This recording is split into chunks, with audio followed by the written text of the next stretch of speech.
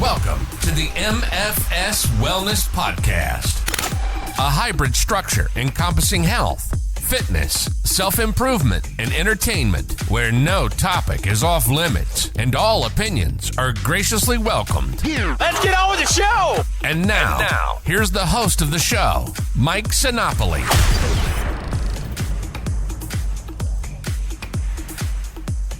This is the MFS Wellness Podcast. I am Mike Sinopoli, and on today's episode, I am going into relatively uncharted waters for myself, given this subject here. We're going to be talking about birth injuries, prolapse, what women go through when they become pregnant, trying to get pregnant, afterwards, all the different changes, things that can happen, things that can thwart your journey.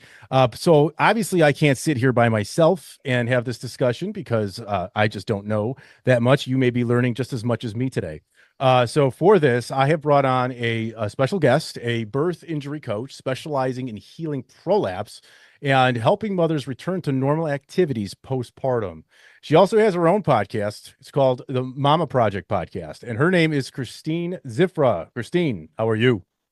Good. Thanks so much for having me. Oh, of course. I've been wanting to do this with you for a while here and talk about this because, through my 7, 8, 9 years now, whatever I've been doing this nutrition coaching stuff and virtual training and the things that I do, a place where I can freely admit that I sometimes am at a loss or need help or need to talk to somebody is when I'm working with a female who is either pregnant or recently just gave birth and has some different needs that they need that I don't know about. So that, and just want to talk and see what you do, because I know you're out there helping several women and have been doing that for quite some time. And I respect the hell out of that, which is awesome. So I guess, why don't we just start with some background on you and whatever you want to talk about and what you do, how you got here and all that. Absolutely. Hi, everybody. Thank you for listening to this today. So I am Kristine, and I am a former gym owner, but I've been in the fitness industry for 14 years. So started my career at a big box gym. I did that for about 6 years. Really worked with general population at that time. So did weight loss, did pregnancy, postpartum, endurance athletes, kind of everything. And then when I left the big box gym, I opened up my own facility in 2016. And it was really like 2016, 2017. So if you can think, that was like 8 years ago. And there really wasn't a whole lot on the market in terms of like pregnancy and postpartum exercise. It was really like go for walks and do yoga and stuff like that. So at that time, I had clients in my gym getting pregnant, coming to me postpartum.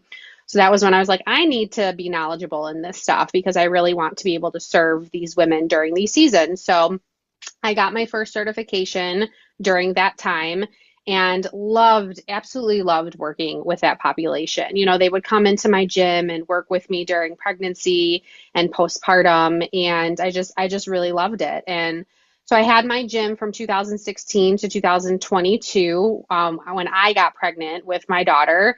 And really around that time, like I would say 2020, was COVID, right? So my gym shut down and I had to move everything virtual. I started working with clients virtually. I ran my whole gym virtually. And that was when I really started thinking like I really wanted to niche down into pregnancy and postpartum.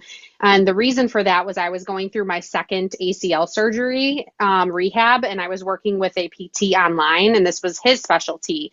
And I was like, I love what you do. Like, I love what you offer. It's so specific. It's so niched. And I would love to do that at one point for pregnancy and postpartum because I just love that demographic. But it was 2020. It was like a passion project in my brain, but I almost had imposter syndrome because I was like, well, I've never been pregnant. I haven't gone through postpartum. Like, I've worked with these women, but I was like, who am I I hadn't experienced it yet, right? So I had been coaching that population, but I kind of felt like I really needed to go through my own experience to really dive into that niche. So 2022, just a lot of things were going on in my personal life. My husband and I sold our house and we were going to move, and just a lot of things were happening. And so I made the decision to sell my gym, and I really wanted to go full-fledged online with my business, specializing in pregnancy, postpartum, athleticism. I had gotten my second certification at that time It's Brianna Battle's certification. If you don't know her, you got to follow her. She created the pregnancy and postpartum athleticism certification. She is just such a wealth of knowledge when it comes to really females that want to compete at a high level, right? So like she works with a lot of professional athletes, Olympians, and those types of athletes. And I consider myself an athlete. I was a volleyball player my whole life, and then got into running and triathlons. I've done 2 Ironmans. So I knew I wanted to approach my pregnancy differently.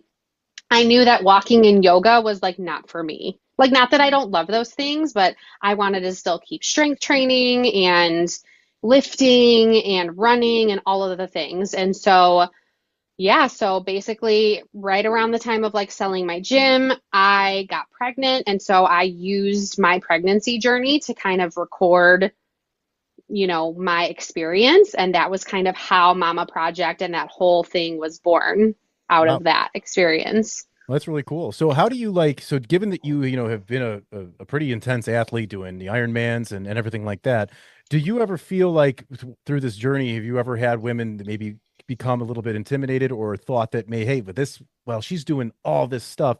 How do you kind of dial it in and relate to somebody who's more of just the regular mom who just wants to be fit and just wants to do it? I mean, is there any difference in how you approach somebody who's an athlete that got pregnant versus just a woman who just wants to go to somebody that wants to figure out how to just do things after this process? Is there anything that differentiates that?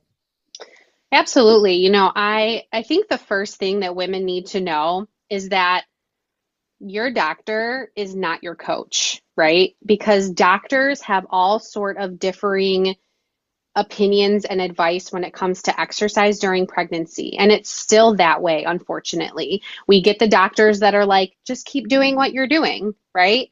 And if you haven't been exercising, that's not really great advice, right? Like, we all know that exercise is really good for you. But then if you're someone who, is a heavy weightlifter, then you may be able to keep doing that the whole time, but you may need to scale back, right? So I think the first thing to know is that your doctor is not your coach. They are trained and educated in medicine. And the coaches that have the specialty certifications, like myself, are the ones that are trained in pregnancy specific exercise modifications. And so if you see something online that's like, oh, pregnancy exercises, that is marketing, because really any exercise can be a pregnancy exercise. It's just you may need to adjust it at certain points in your pregnancy. And so for someone that's coming to me and say they've never exercised and they're pregnant and they want to start exercising, great. Well, guess what? I'm going to kind of start them how I would anybody who came to me to exercise for the very first time that wasn't pregnant. Like, we would definitely be strength training. I would definitely tell them that walks would be great. Swimming is a good low impact form of cardio. But if they're a runner, they can absolutely keep running. I mean, I know plenty of women that have run their entire pregnancies and been completely fine. And so if there's no contraindications in your pregnancy to stop a certain exercise, really any exercise is safe and healthy for both you and baby throughout your pregnancy. Okay, I see. So, what you said in there was very, very important to me, and I like that a lot about your doctor is not your coach.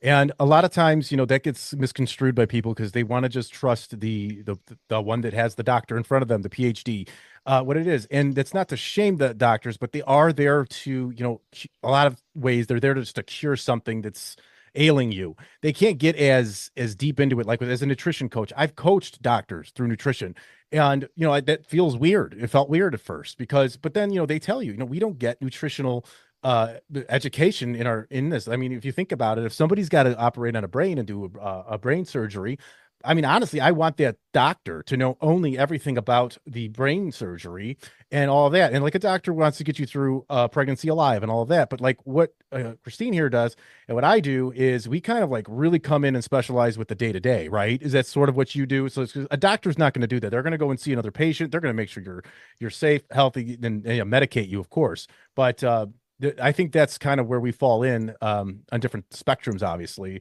Would you agree with that? That's something that, people need to understand a little bit is your doctor's there for one, minute to a visit here and there, but day to day, a coach is going to be there with you for all the other little things, right? Absolutely. I mean, during your pregnancy, you do go to the doctor a lot, but like you said, like your appointments are like 10 to 15 minutes at best. They ask you if anything's going on, are you having any issues, aches, pains, things like that. But for the most part, like it's on you. Like it's on you to research like what's going on, if things are happening, like exercise, all of that. And so what I really wish doctors would do is I wish that they would just be like, hey, like go to this website and look for a pregnancy and postpartum athleticism coach in your area. And honestly, like there's so many coaches like nationwide.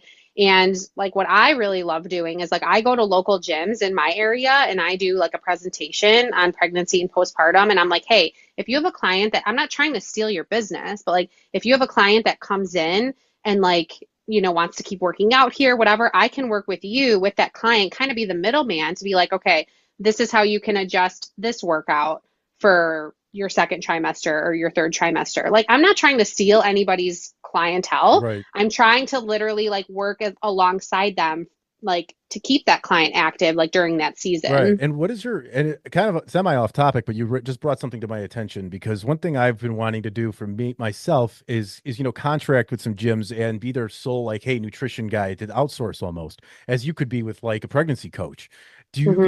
How is your success with that? Do you get a lot of pushback? Because, you kind of said like stealing clients. I know these gyms are very, I don't know, paranoid, I guess, about losing clients, but really I try to present that to them as passive income. I say, look, you give me a client, I'll give you a cut of what they do, and Exactly. I'll handle them from there. You just take the money off the top and we go from there. How are you received when you propose that to gyms and things like that? Do you get good success with it, or do you hear a lot of pushback? I mean, honestly, it's been great. And again, I try to position it like I'm here for this season. I want this client to still keep working out. The thing is, a lot of gyms lose women during these seasons, right? Because either they're not educated and they don't know how to adjust their workouts, or the client isn't comfortable because they don't know. So it's like my literally first approach is to go in there and I give a presentation to the coaches. I go after the coaches because they're the ones that need the education. So then, if they have a question, if they have a pregnant client, they can reach out to me specifically. The coach can, and I can contract with them and like help them for whatever nominal fee. I'm really trying to make an impact. You know what I'm saying? It's like impact over income. Like I'm not trying to steal clients. I want these women to be active. The things I get pushed, I can't go into Orange Theories, F45s, anything that's like a franchise like that. They don't want me in there. And it's like, you're lost. You're losing these women. And I know you're losing these women, at a certain point. They're not going to come back here postpartum, or they're not going to last a certain point of pregnancy because you don't know how to help them during this time. And it's unfortunate because there's so many at those Orange Theories and at those types of gyms, and that they just have so many policies in place that block somebody like you, which is unfortunate because they're too worried about the bottom line and the profit, instead of the passion and the progress. That's where we're at in reality, and it sucks because, I'm like you. I want to make an impact. I want to help people. When I'm on the phone with a client and we have a conversation and we're going, man, I get wound up. I get like excited. I get like, I'm sure you do too when you talk about this. And it's just like, it's unfortunate that, we live in a society where, just having that much just doesn't get you as far as you think you'd like, just because of just how profit driven we are. But that's the world we live in, but you're still making it happen. And I like it. And now, question though, do you take on women solely pregnant, or are you doing like, will you train anybody basically, or will you take on a female? Because I've had this before where a woman came to me and their doctor recommended they lose some weight in order to help them get pregnant. Do you do that part too, where you're like maybe nutrition coach them or train them a little bit into, hey, maybe a healthier weight to get pregnant? Is that even a real thing? Because I don't know. That's why I'm asking you. I have no idea. Yeah, the trying to conceive season. I'll take any client. Woman, female client that wants to work with me. I really think that the niche is like helping women in this season of motherhood, whether it's like trying to conceive, currently pregnant, or postpartum. And like once you have a baby, you're kind of always postpartum. Like your body's never gonna like be the same, look the same, like function the same, especially if you've gone through something traumatic or, you have some sort of contraindication. I would say about trying to conceive and like getting to a healthy weight. I think it's more these women need to like, I would suggest get blood work done. I would definitely say clean up your diet, like try to remove processed foods, like eat more whole foods and, get your blood levels checked, get your hormones checked. I hate weight, right? Like I hate BMI and all of that. Hmm. It's just like, cause health is like an inside out thing, right? Yeah, get more active. Like if you're at a sedentary job and you sit 80, 90% of the day, it's like really be more intentional about, getting some more movement in, more steps, like strength training. So it's like taking those steps, right, to trying to conceive that are so much more important than like the actual weight, like number on the scale. Right. Absolutely. Just getting to that healthy all around that we don't seem to focus on because we're so hell bent on losing weight. That's exactly it. Yeah. And I've started switching, my terminology a lot from weight loss to strictly to fat loss with things like that, just because there's a big difference between weight loss and fat loss. I won't get into that right now, but you know all that. Yes, And absolutely. I've talked about it on here and on social media ad nauseum. So it's all right. So somebody gets pregnant, woman gets pregnant, and now all of a sudden she's pregnant. She comes to you and she's in her first trimester, just getting started. How do you go about the 9 month stretch? If say you take on a client, do you have like a like when you're going to train someone, do you have like an option, a 9 month option to work with you throughout the entire pregnancy? And this is a loaded question sort of, so I can break it up if you need it. I'm learning a lot right now. So do you take on like, do you have like sectors of like different like steps? Like are you 2 or 3 months at a time? And do you do anything different within each trimester?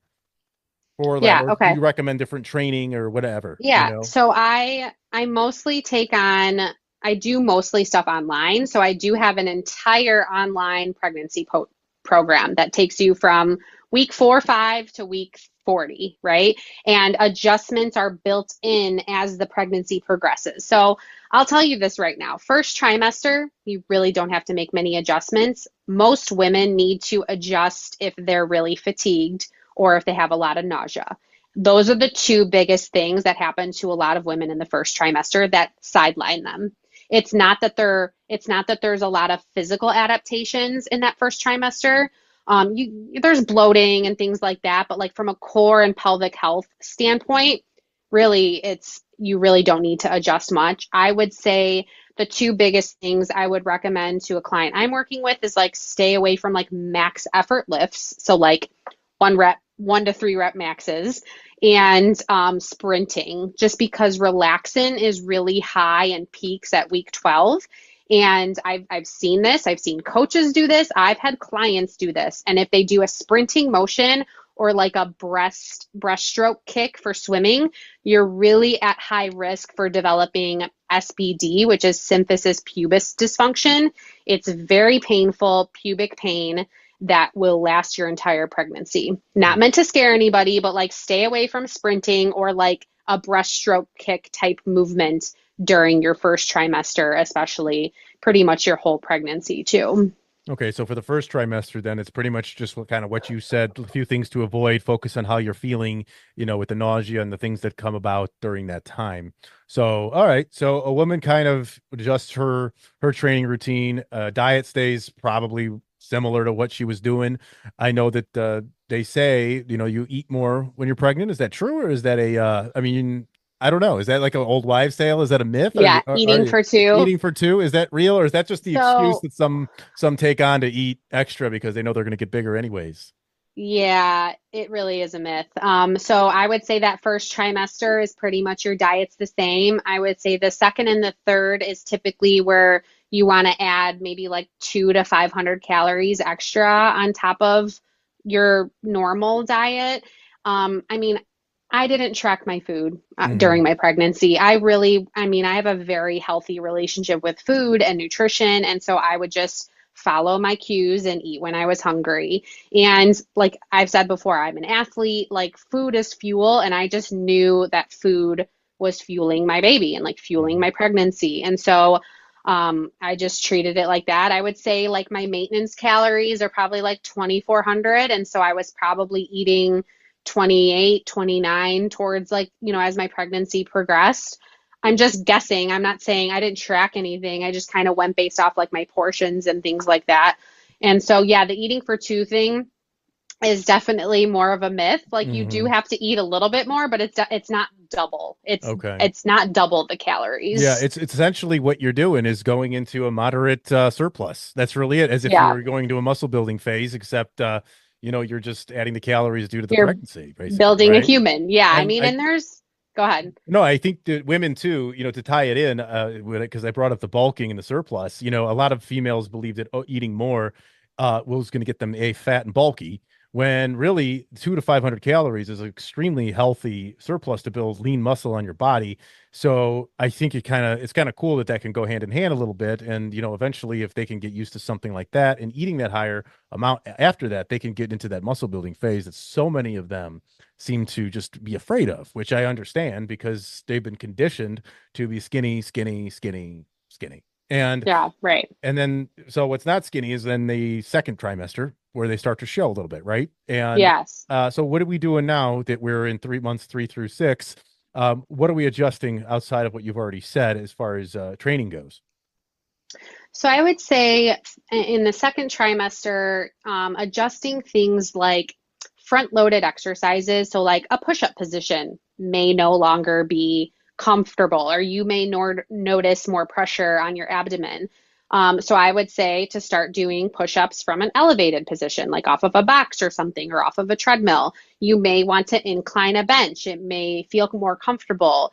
As your belly gets bigger, you may want to widen your stance on things like squats and deadlifts. So it's like you can still keep doing, like I'm telling you, I deadlifted my entire pregnancy. I squatted my entire pregnancy. But I would say pregnancy is really like, progressive overload, that term. I feel like pregnancy is a progressive deload, right? Oh, yeah, And yeah. so like I started my pregnancy still lifting heavy, still doing, 200 plus pound deadlifts.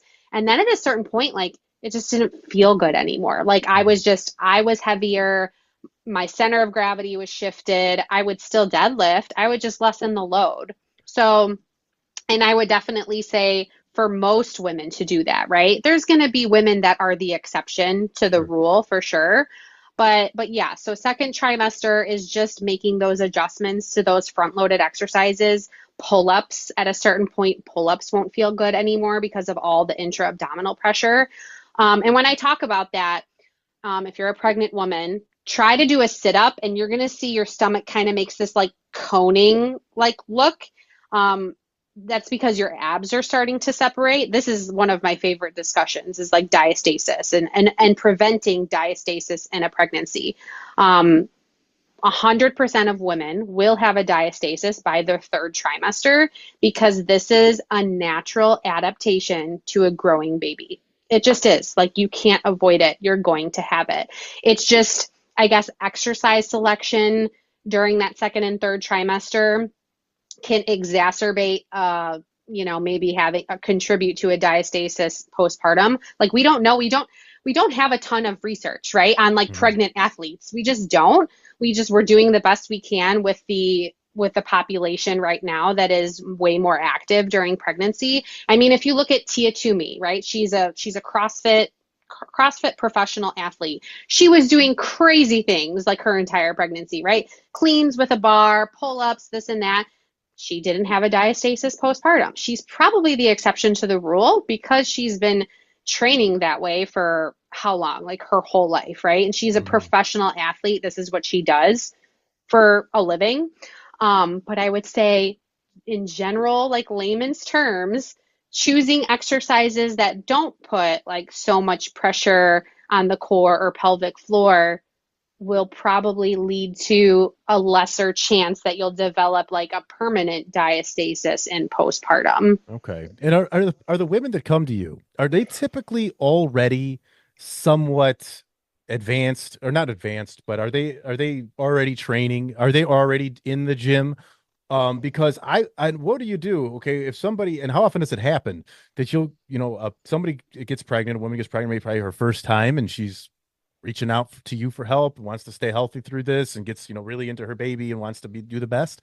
And she hasn't really been working out. She's not lifting. Would you still put somebody like that into a training routine? Like if she has like literally hasn't done anything in, let's say, 5 years, is it still healthy and safe for a woman to go ahead and take that on? Obviously it would be at a lesser intensity than somebody that's already been training. But what if somebody just comes in, bam, she hasn't done a thing, she's a little out of shape? What do you do there? Yeah, absolutely. She can have a training plan. It would definitely look different than like me working out during my pregnancy, right? Like I would still have her do the same movement patterns though, because does she not squat on a toilet every day to go to the Right. bathroom? Like she does. Like the hinging we hinge in our everyday life, right? Like we pull, we push, like all of the like primal movement patterns she would do. It's just I would have her start with like body weight stuff. Like we would do body weight squats and we would do body weight hinges and things like that. Because just there's so many aches and pains that come with pregnancy, right? Like when you're gaining the weight and your center of gravity is shifted and things like that. But in general, exercise is just honestly makes you feel better. Like I felt phenomenal like my entire pregnancy. And so I just think a lot of women are fearful of doing anything because they've never done it before. Maybe they don't have the education. So it's like, that's where I come into play. Like I definitely think more of my clients have been active and they want to know how to adjust their activity during the course of their pregnancy. I wish I had more women that came to me wanting to be active in pregnancy. I've had a handful of those. Like most of them have been like, oh my gosh, I'm an athlete. How Mhm. can I keep being an athlete during my pregnancy? It's like, Right. yes, you can. It just might look a little different. Right. And that's sort of just goes back. You mean take the whole pregnancy out of it. It just goes to like habitual lifestyle stuff. The women, the reason the women are coming to you is because they want to keep that fit, that mobility that we were talking about too, that we overlook, like you said, with the squats, the deadlifts, the hinge movements. Those are all mobility movements you're going to be doing until, God bless you, live till 90 years old. You're going to want to be able to Yeah. you want to be able to squat down to go to the toilet. You want Pick, to be able to deadlift something, pick up your kids, pick up your grandkids, your great grandkids. I understand that. That's a great reason. And I can see that when, it would be rare, I guess, for someone to just jump in and say, I want to start training now that I'm pregnant, because that's two lifestyle changes at once. Because you really, huge, right? and they're both big, as far as I can tell. So, getting into the third trimester now. Now I'll tell you, I don't know anything, of course, but I was at the I was at the gym once, and this woman was there, God bless her, in shape, but holy heck, was she pregnant. And I swear, 40, 39, 40 weeks, and she was ready to go. And she's in there squatting. And Hmm. I'm sitting here like, I'm like trying not to stare, but I'm like, this woman's gonna pop the kid out right there on the squat. That baby's gonna be born under that squat rack. And I'm just like, she's gonna squat so hard, so deep that baby's just gonna come popping out of there with the placenta behind it, and then we're gonna have a whole thing going on here in the gym. And I'm scared and I'm nervous for this woman. And she didn't, obviously, but wow. So getting into that third trimester, is my fear justified? Is that a rational fear I have, or am I just nuts? You're nuts. Like that's not I, rational. I I wish, I wish I could have just squatted my baby out. Like I wish. oh But geez. so this is another thing that I need to talk about is that just because you're fit doesn't mean you're going to have an easy delivery. Okay. And that is something that I think is so important for women to know is that you don't train for birth because birth is unpredictable. And so many of us pregnancy and postpartum coaches got into this work because of our own stories. I was doing this work before I became pregnant or postpartum myself, but now that I have done it and have been in it, I am so passionate about it because I was fit, right? Like I had the best pregnancy. I exercised 5, 6 times a week. I ate really well. Like ask my husband. My husband like wanted to go for ice cream. He's like, "You're pregnant. Let's get ice cream." I'm like, "Let's go." And I'm like, "No, like I'm pregnant. I'm not like trying to like, Right. be unhealthy or whatever. Did we go for ice cream every once in a while? Like, yeah, of Sure. course we did. But it wasn't like an excuse for me to just have like an all you can eat buffet. I really treated it like I was training for an event with an unknown outcome. And I knew because I had so many, the gym I was coaching at, so many of the members were like, "Oh, you're just gonna pop that baby out. You're just gonna like, it's just gonna be so easy." And I was like, "No, you guys, like Mhm. that's not how it works. Like, yes, I'm fit. I've had a wonderful pregnancy. I'm blessed, but like that doesn't guarantee a birth outcome. I want to make that statement clear." So the third trimester is really, and like all of pregnancy, like you train for enjoyment. Like you train because it's what you do, right? It's your habit. It's just what, I mean, for me, it's like, it's just what I did. It makes me feel better. It makes my mental clear, like it gives me energy, all of that stuff. So I would say third trimester is definitely when you want to deload volume and things like that. I definitely like took more walks. Instead of lifting for like 45 minutes to an hour, I kind of cut them down to like half hour. I would do less weight. I did a couple yoga sessions like leading up to my delivery. Swimming felt great for me. Like I swam 1.5 miles the day before I went into labor with my daughter. So I would say third trimester is just like do the best you can. Third trimester is hard. Like that's when you're like the biggest and Mhm. you're just like, depending on the season, like, right? Like I was in the fall, so it was cold outside, which I loved. But like if you're in the summer and you're third trimester pregnant and you're just like miserable, just do what you can to keep moving because like I promise you, like it's just even like once or twice a week. Like it doesn't need to be this like insane. I just think we have such a, this as what you do, fitness is so all or nothing for people. It's like, well, if I can't exercise, 4 or 5 times a week, like there's no point. And we know Mhm. that's not true. We know consistency is what trumps everything else. And so that's what I have to say No, about that. that's awesome, and I agree. Yeah, that's and I give you guys credit, you females, and all actually any female that gives birth. I mean, can't imagine it. It's something I've respected, and to be able to go through all that training that you do and up to swimming up until the day before the delivery, unbelievable. Like I really respect that. I really do. And so then you get to the delivery, and we'll get to the injuries after this. I have a few Sure. questions now for postpartum and post delivery. So I obviously it matters how the delivery goes to when a woman can go back to training. Obviously, there's different things that happen. There's C-sections that might need to happen. There's different surgeries, I believe, that can go down. There's other things that I don't know about that you're going to tell me about that are going to scare me. But but uh but anyways, um so what is a typical like after you've given birth, it's you're postpartum. What is a typical time that's general rule maybe to go back to the gym and maybe start really training? I know we can do walks and other things that are told, but what is it? I mean, I don't even know if I'm asking this right because I'm clueless. Yeah, I love this question. So I'm really passionate about talking about early postpartum and recovery, but first, like let's talk about birth a little bit. And I just want anyone listening to this that's maybe pregnant or postpartum or whatever. Birth is so unpredictable, and like I really wanted to go all natural, and I thought that I was going to have such an easy labor, like shorter labor, not so much easy from a pain standpoint, but my mom had easy labors, so maybe her longest labor was 8 hours. Mine was 31 hours. Oof. I wanted to go into labor naturally, which I did. I did go into labor on my own. That's just, there's so much when it's your first time, it's like you just have no idea what to expect. Is my water going to break? Am I going to start having contractions?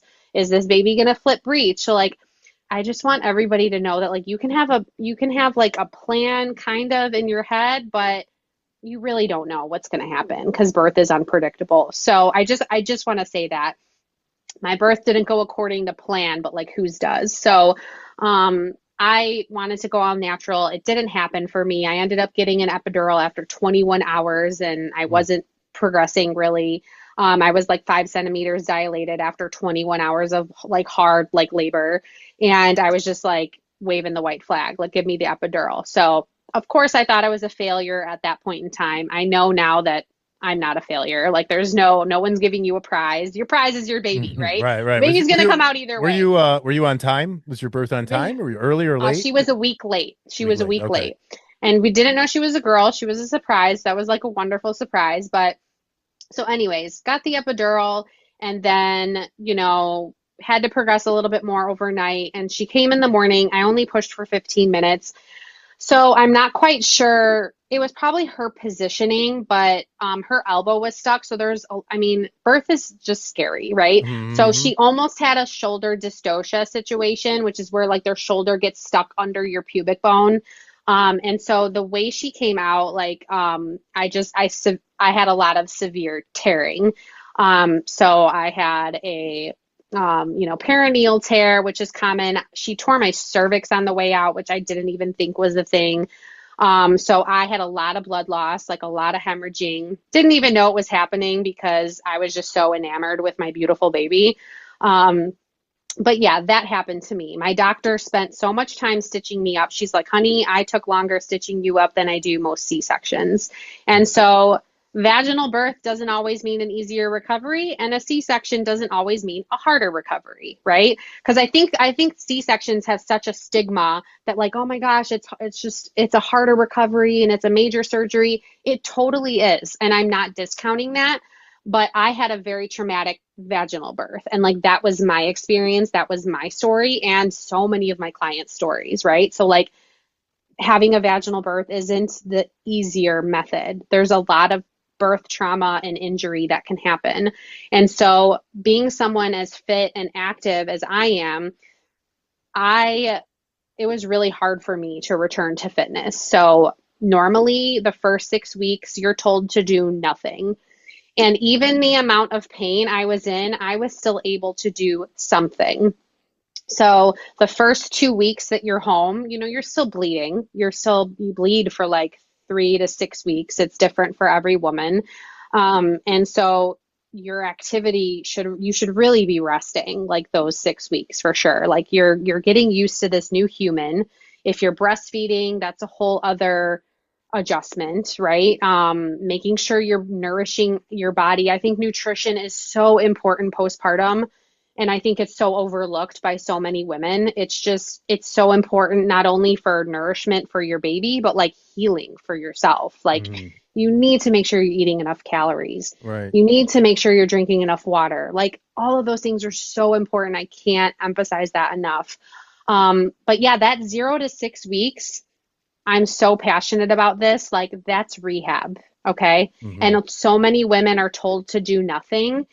And it's such a disservice because I've torn my ACL twice, and both times on day 3 post-op, I started physical therapy. I Okay. don't know why we treat birth any different. Yeah, that's I interesting. really, I really don't, because whether it's a vaginal delivery or a C-section, birth and pregnancy that's a trauma to the body. Right. I don't care if you had a smooth as shit, delivery, like your body still underwent some sort of trauma. Right. And so those first 2 weeks are like very easy, like restorative, like breath work exercises. And I know you might be like, how is breathing exercise? It is like when you're trying to heal a core that's been distended and ab separated for, six Oh yeah. months, right, of growing the baby. Those first 2 weeks I spend with my clients just breathing, just trying to reconnect their brain to their body. Right. Right. And So that's actually, I just will tell you that you're right, that it is. And again, this is why I do this podcast, because I did have a breathwork coach several months ago on here, and she like enlightened me, like you are here, about how important something like that is and the reality of breathing. So I love that. So do you do that too? Or do you do breath work with the clients as well? Oh Or yeah. I mean, you're doing that? yeah, my online library is like I have hundreds of video demonstrations and of me pregnant, of me postpartum. Like so I literally you can see my body, you can see my belly and like how it moves. But if someone's never done that before, that's something I teach them in pregnancy and then they can apply it postpartum. And I know what moms are probably like, but I'm feeding, but I'm doing this, but I'm doing that. literally it takes 5 to 10 minutes a day. That's it. And you can do it laying in bed, like in between feedings. And that's when I did it. I would just lay in bed, do my breath work, and that's Right. it. Right. Right. You gotta have that drive and not have that victim mentality to it because, even though you might feel like one, right? So it's just Oh, like yeah. roll I past mean, it. I'm an extreme case. Like Sure. I could not walk for six Right. weeks. Like I was in that much pain and I still did my rehab. So 0 to 2 weeks breath work. And then from 2 to 6 weeks, was starting to add some gentle movement. So think like, pelvic tilting, cat cows, bird dog, fire hydrants, bridges, those are like kind of your warm up exercises, right? Like Mhm. that was my exercise. I unfortunately went through more trauma at 3 weeks postpartum. I started bleeding out at home Mm. because I had something called retained placenta. I didn't even know that was a thing, but apparently a piece of my placenta was left in my uterus, and your body still thinks that it's pregnant, and it makes blood, and there's nowhere for it to go. So I started bleeding out at home, and it was terrifying. It was more terrifying and traumatic than birth for sure. But that's just for women listening to this. Like so much crazy shit can happen to our bodies. It's like, oh So my you didn't know gosh. what that was when that was happening Oh no. three Oh weeks no. after. You didn't know. I You didn't thought, even know. no, I had no Wow. idea. That's I had no terrifying. idea. It was terrifying. It was New Year's Day. I was nursing my baby and I just Jesus. started bleeding. And I told my husband, like, I am gushing blood right now. He's like, no, it's probably not that bad. I was like, no, like, I'm sitting in a pool of blood. I can tell you that. And so the clots were like the size of my hand. Like, it was horrible. I had to leave my baby at 3 weeks. I was solely nursing her, wasn't sure if she was going to take a bottle. So like talk about trauma. Like Mm. I've been through trauma. Like everyone's gone through something, I'm sure, whether it's like a baby in the NICU or trauma to themselves or something. I think every mother has like a story, right? Like we Right. all go Yeah. through something, and this is just my story. So yeah, weeks 2 to 6 is when I just started adding some gentle movement. I went in at 6 weeks, and I didn't get cleared. Normally, women get cleared to exercise and have sex at 6 weeks, and I did not. She was like, you are still healing. You are not to exercise. You are not to lift anything more than 10 pounds. My baby at that time was 12 pounds. Mm. So that's really not great. Like, they're just like, that's not great advice, right? Right. I have to lift my baby to nurse her and change her, and she's 20 plus pounds in the car seat. And so luckily I'm a pregnant postpartum coach, and I didn't listen to her, and I started exercising. So at week 6, I mean, I wasn't going to go for a run. Okay. I wasn't going to go jump and do burpees, right? But Mhm. I knew I could continue rehabbing. And that's exactly what I did from weeks 6 to 12. And this whole time I'm having prolapse symptoms, which you're probably like, what even is that? I'm assuming you don't know what that is, Well, I or actually, I did you Google it? prior to our episode here, I did, and it doesn't sound like fun. Yes, And before we do get into that, I did want to ask one other thing. sure. When nursing a child, postpartum, obviously, when you're nursing, is it a myth or is it real that you still need like about 500 extra calories? Yep, that's That's not a myth. kind of Yep, that's that's real. accurate. Okay. Because Yep, that's that's good. real. That makes me feel better because I had some postpartum clients and I added an extra 500 to their meal Yep, plans and their macro counts and all that. And yep. oh, good. That makes me feel good. So, prolapse that you mentioned, we jump right into that because that's Okay, kind of on your Instagram page and your that's what site and I do everything. now. Yeah, Prolapse is your main thing. Now, I won't go ahead and try to explain what I read about it because I'll butcher it, and I'll let you go ahead and explain what that is, how it can happen, and what to do from there. I guess however you want to do it. sure. So prolapse is something that can happen as a result of pregnancy and birth, but I want to make it clear that prolapse can happen at any point in a woman's lifespan, whether they have had children or not, because the risk factors are pregnancy, birth, severe tearing from birth, use of forceps during delivery, chronic cough, chronic constipation, obesity or being overweight, and just genetics, right? So, like, how many of those factors are non-pregnancy and birth related? Like a decent amount, right? So like it Hmm. could still happen in a woman's lifespan even if she never gave birth.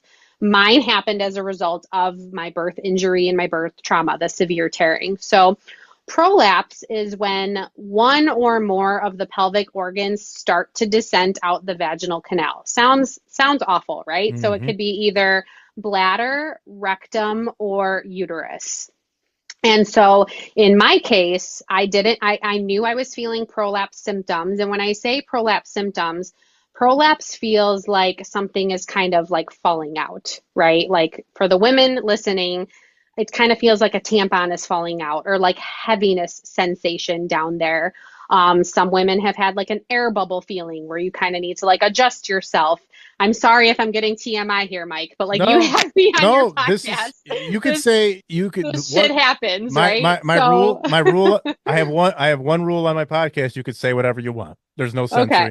Get as into it as you need to. Yeah. So yeah, I was definitely having like the heaviness feeling, the like tampon sensation, something was falling out. And like I said, like I'm a pregnancy and postpartum coach, so I knew right away like that this was prolapse. And so at my 12-week visit, I went to go get cleared, hopefully.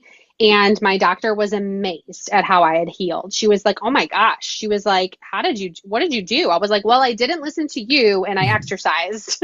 Like, I'm like, if I had done nothing from 0 to 12 weeks, like I can't imagine where I would have been. And now don't get me wrong, like I still had work to do because I was still dealing with prolapse symptoms. And I said to her, I was like, does my bladder look a little like prolapse to you? And she was like, it looks fine to me. Like, do you want me to fit you for a pessary? Now, a pessary is basically like a sports bra for the pelvic organs. It's like a little disc that you kind of place up there that helps support the organs, right? But I was so early postpartum that I'm like, no, I don't. I want to work on this and see if I can help manage my symptoms like without a pessary. And I was able to do that, but it took a long time, Mike. Like I would say it took me until my daughter was 9 months old to not feel symptoms, doing everything, like getting back to running, jumping, like this all took time, right? So from 12 weeks, so she's 3 months old. So from 3 to 6 months, I really got more into strength training, getting stronger. I couldn't sit on a bike. I was still not comfortable sitting on a bike. I was scared to run and jump, and I was scared to do anything high impact when I was having symptoms. I was just like, oh gosh, like I'm having symptoms just like walking. How am I going to start like running and jumping? But honestly, I had to. I knew I was strong. I knew I had built up the strength, and I worked with really good PTs. I worked with really good coaches. Like I worked with a coach. Like I knew all this stuff, but like I needed that support. I needed that accountability. Like I needed that like village, like everyone says, like it takes a village to raise a kid. It takes a village to raise a mother too, especially a mother going through what I was going through. And when I was pregnant, I had signed up for a half Ironman in September. So she was going to be 9 months. I would have been 9 months postpartum. And I was like, oh, I'll be fine. Like, whatever. And then here comes prolapse to like bitch slap me in the face with reality. And so I was able to defer my race to December. So I gave myself 3 more months. And so starting in June, I gave myself 6 months, and I trained for that race, and I did that race. And when she was 1, I did it the day after her first birthday, and it was my slowest, race. And I was still nursing her at the time and everything, but it was my most proud race because I'm like, look at how far I've come, like from not being able to walk at literally 6 weeks postpartum to like now I'm doing a half Ironman. And that was like, I need to do this for women. Like this was like my turning point where I'm like, my story needs to like, I need to talk about this. And that's what, 70.1? 70.3. Yeah. Miles. Sorry, I didn't want to discredit you. Those 0.2. Jeez. Thank you. I need to give you those 0.2. You got to take that 0.2 is probably the hardest part.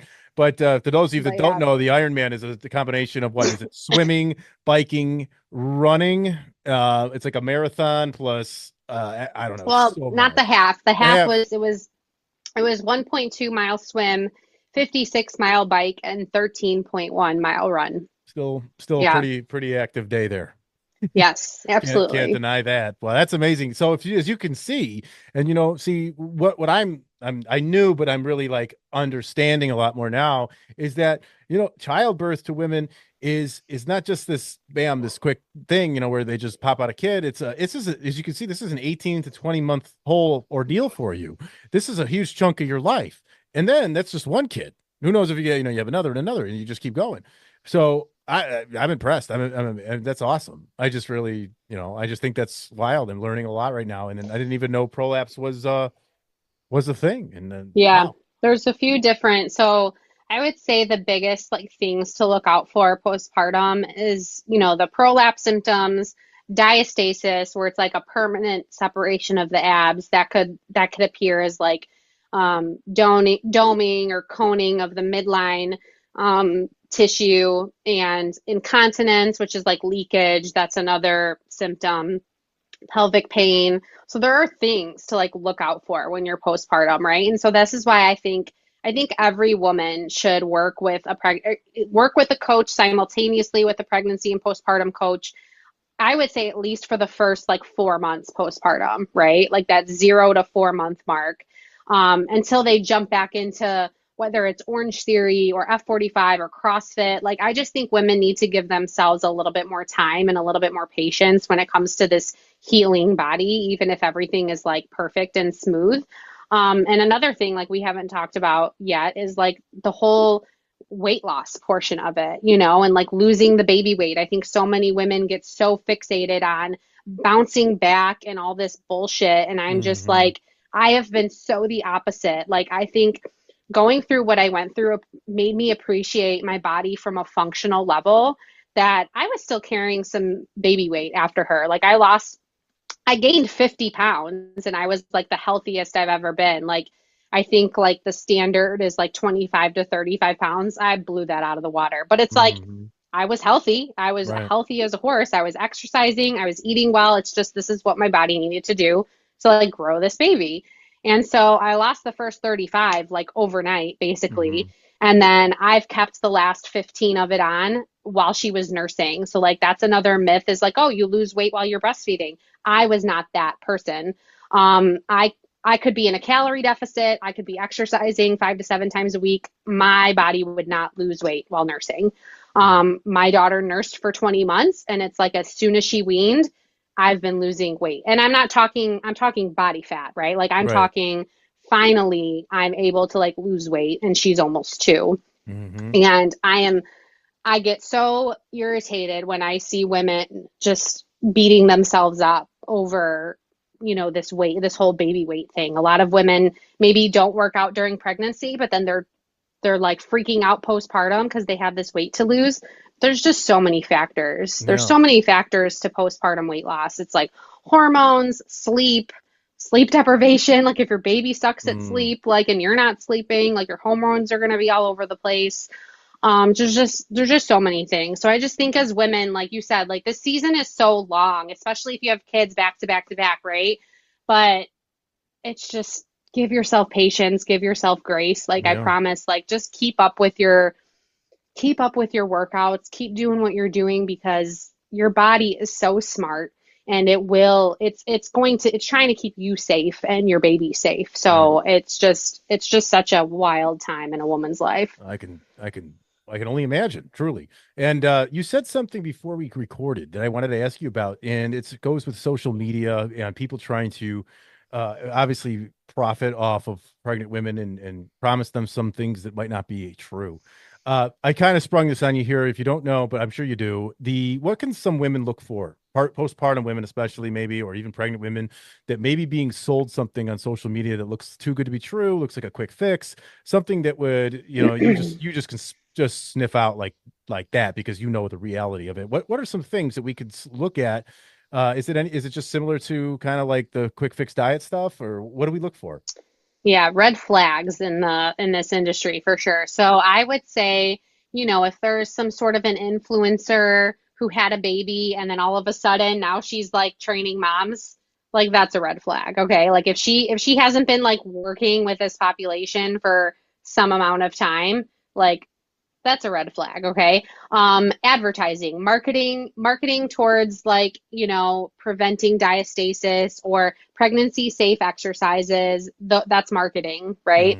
Hmm. Things like that. And yeah, I would say like those are like two really, really big ones. I'm sure there's like a ton others, but those are just like ones that I've seen like thrown into my face. And I would definitely make sure that they hold some sort of pregnancy specific certification, like Brianna Battles, pregnancy and postpartum athleticism certification. Girls Gone Strong has a pregnancy and postpartum certification. Make sure that they work with that population like in real life and not just online. Like I do have an online platform because I want to reach more women, but I train this population in person. I work with moms like every day. I see the way their bodies move. I've also been a coach for 14 years in person. So it's like I know how I can spot bad form from a mile away, Hmm. right? So I think that's a big thing too, is that, yeah, they're training this population like in real life also, not just online. Right, absolutely. And you got to be careful out there because even a ripped dude that's trying to push something doesn't mean he's a good coach. A woman just standing there in a bikini holding her baby, advertising, hey, pregnancy, postpartum stuff, just because she's been through it doesn't mean she's good at it and knows her stuff. Like you said, you have to dig in deeper and see who's qualified, who's got the passion for it, and who's trying to make a buck.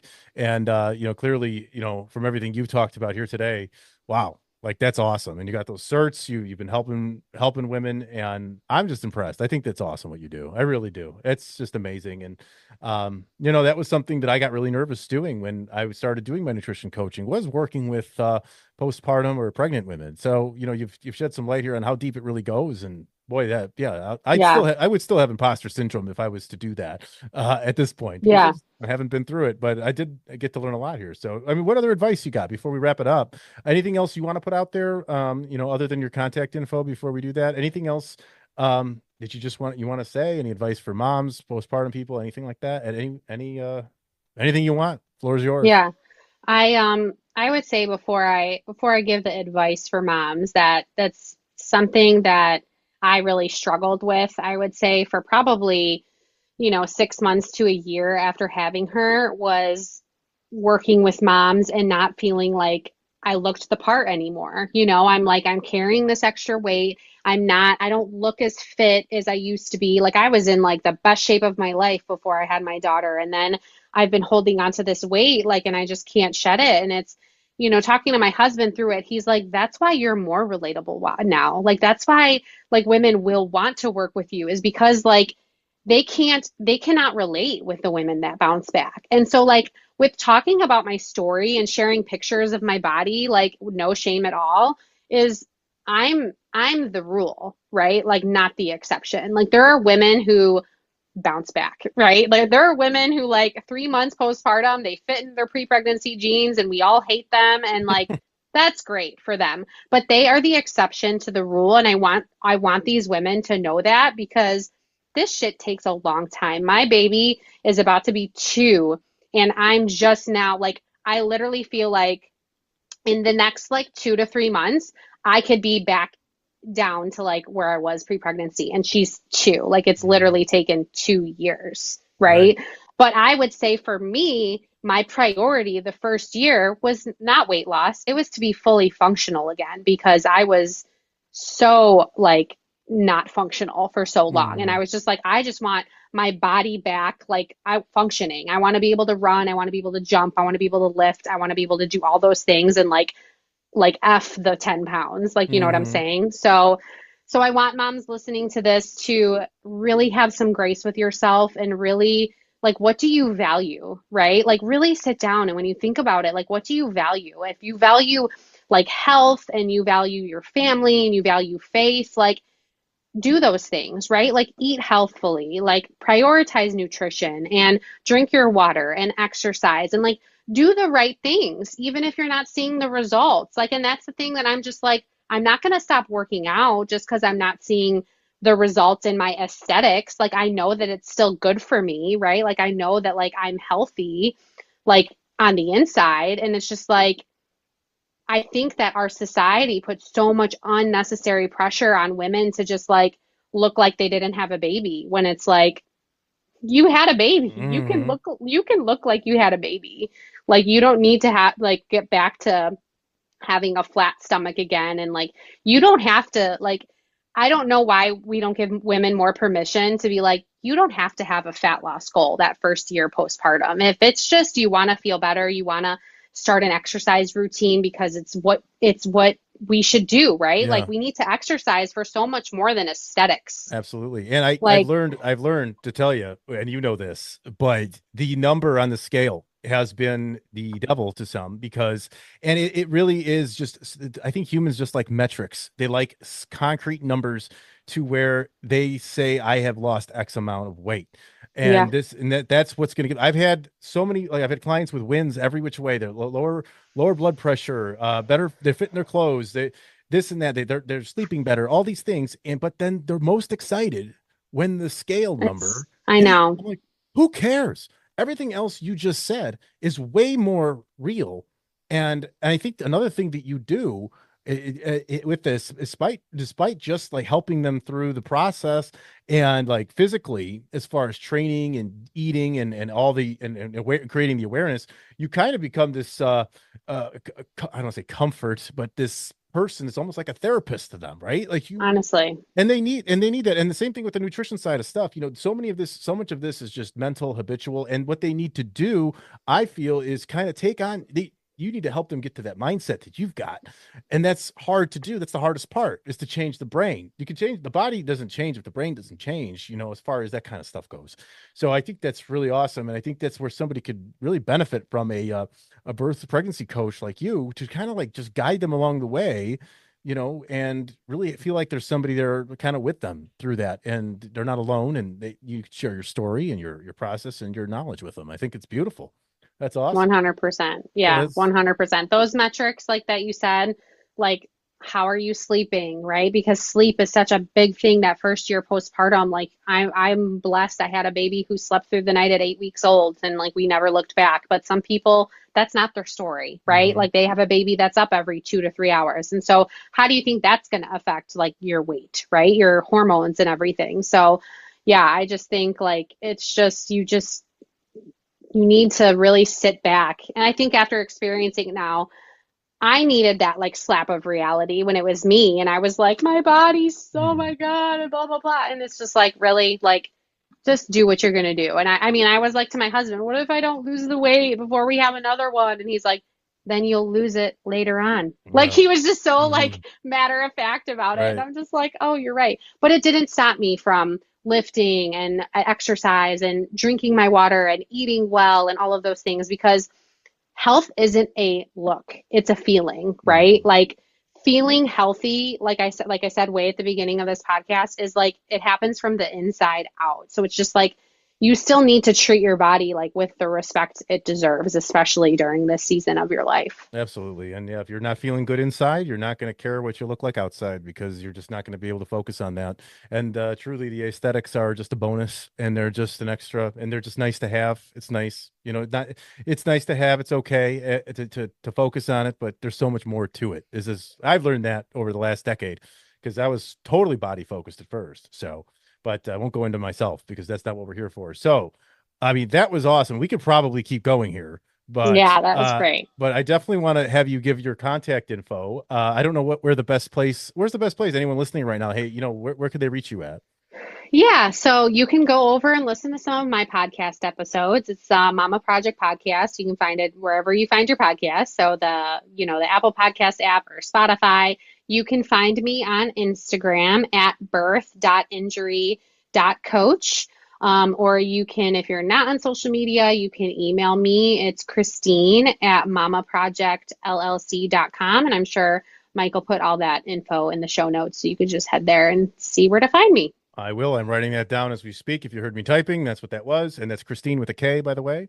So just wanted to make sure we knew that. So, okay, great. Well, I'm sure we're going to do something else again at some point. I want to give a shout out, if I can, to what our friend Tiffany Bruno, right? Yes, she just had her baby a couple Yeah, days ago. I went to go yeah. visit today. Oh yeah, So, how's she yeah. doing? She doing good? She's doing good. Yeah, Okay, right. Like I told you, she's in that early postpartum, like 2 days after, and sure, I know she's going to be one that's eager to go back to the gym. So maybe of we can do course. like a combo episode of how her recovery's I going. actually wanted to have her on this one, but I mean, Yeah, obviously this was she not the had a baby. time. She was Yeah. basically in labor. So that's awesome. So yeah, we'll do that. And congrats to her. I was on her podcast, but want to have her on here. So, all right. Well, I'll close it up for us here. Again, we got Kristine's info just right out there. I'll put it in the show notes. If you want to contact me, I'm on social media at MFS Wellness, Instagram, Facebook, LinkedIn, Twitter, all that good stuff. Mike at mfswellness.com. If you use email. And until we do another episode, thank you very much, Kristine, and we'll talk to you then. Bye.